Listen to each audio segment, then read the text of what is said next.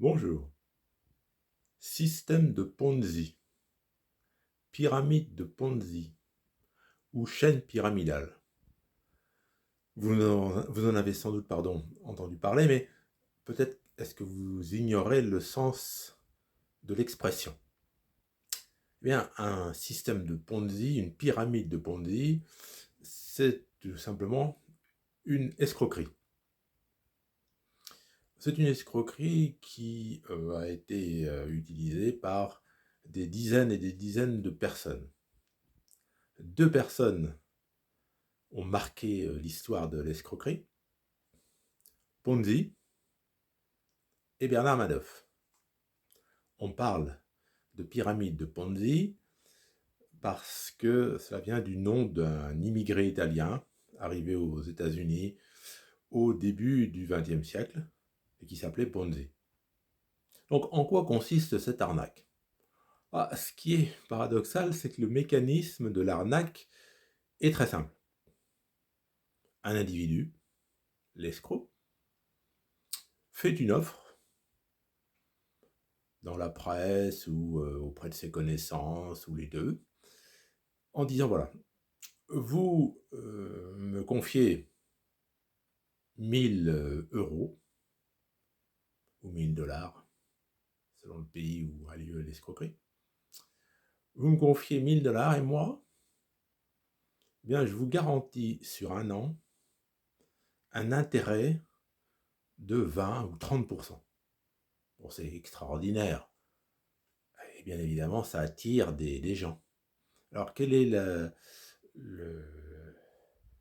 l'arnaque, enfin, quel est l'appât de l'escroc? Alors, l'escroc promet bien sûr un taux d'intérêt très élevé, mais il se justifie en disant, voilà, par exemple, c'était le cas de Ponzi, l'immigré italien arrivé aux États-Unis, qui prétendait spéculer sur les coupons réponses internationaux.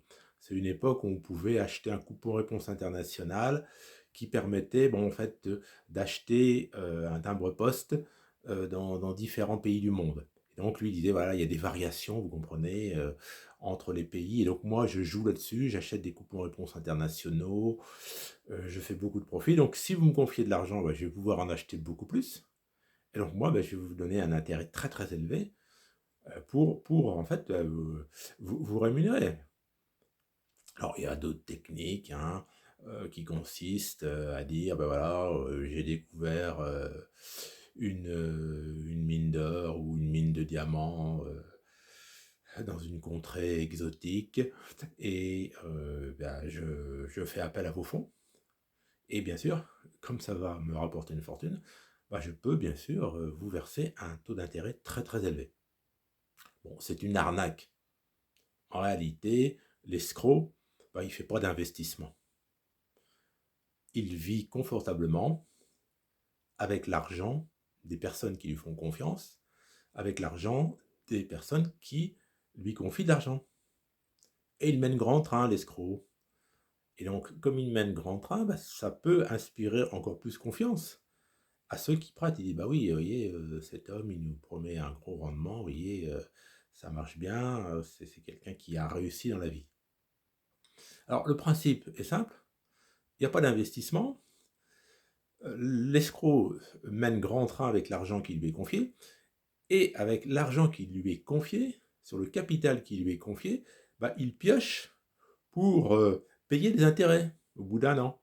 Et donc il y a un effet boule de neige, parce qu'au bout d'un an, ceux qui ont prêté de l'argent, par exemple 1000 $, qui reçoivent par exemple 20% d'intérêt, ils en parlent autour d'eux, ils disent, oui, ça marche.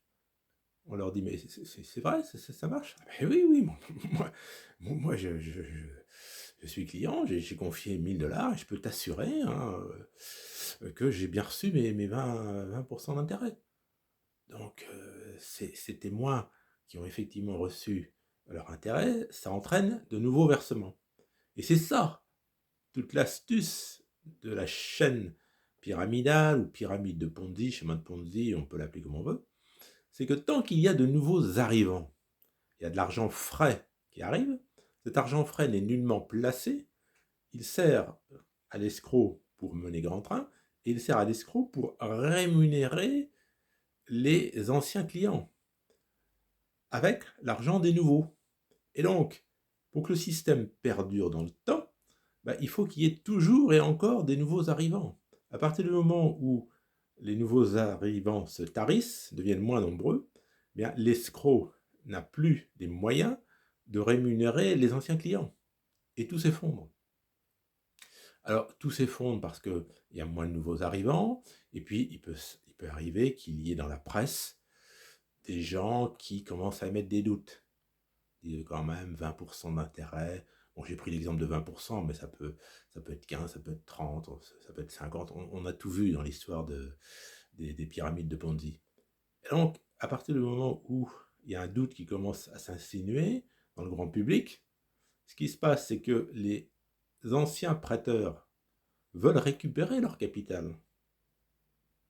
Et il y a de moins en moins de nouveaux arrivants, puisque les gens commencent à avoir des doutes. Et là, c'est très vite la catastrophe, parce que quand les anciens prêteurs veulent récupérer leur capital, il n'y a plus de capital. Le capital, il a été dépensé pour le plaisir de l'escroc et pour rémunérer en intérêt promis les épargnants. Donc, en général, les pyramides de Ponzi ne durent que quelques mois. Alors, je répète, les pyramides de Ponzi, il y en a des dizaines et des dizaines au cours du XXe siècle, et encore aujourd'hui, il y a toujours des nouveaux adeptes de cette vieille escroquerie. Alors, le deuxième qui a marqué l'histoire du schéma de Ponzi, c'est bien sûr Bernard Madoff. Bernie, le bon Bernie. Alors, Bernie, c'est un cas particulier parce qu'il a réussi l'exploit, lui, de faire fonctionner son schéma de Ponzi pendant de très longues années. Alors ça, c'est un cas unique. Alors, comment a-t-il fait ? Aujourd'hui, on commence à s'apercevoir qu'il a bénéficié très vraisemblablement de complicité haut placée. Il n'était pas tout seul. Hein. Il y a eu plusieurs films qui ont été tournés sur son histoire. Il y a une série sur Netflix. Il y a beaucoup de choses et on s'aperçoit effectivement que c'est impossible de gérer plusieurs dizaines de milliards de dollars dans un schéma de Ponzi en étant seul. Très vraisemblablement, il a bénéficié de complicité à un très haut niveau. On ne connaît pas encore tous les dessous de l'affaire et je pense que dans les années à venir, vraisemblablement, on aura des révélations. En tout cas, aujourd'hui, Bernard Madoff est mort. Il a emmené tous ses secrets ultimes dans la tombe. Alors, vous allez me dire, le schéma de Ponzi, la pyramide de Ponzi, c'est illégal. C'est une escroquerie. Ah oui, tout à fait. Le paradoxe, c'est que ça peut être légal quand c'est un État qui le met en place. Et oui, prenons le cas de notre pays, la France.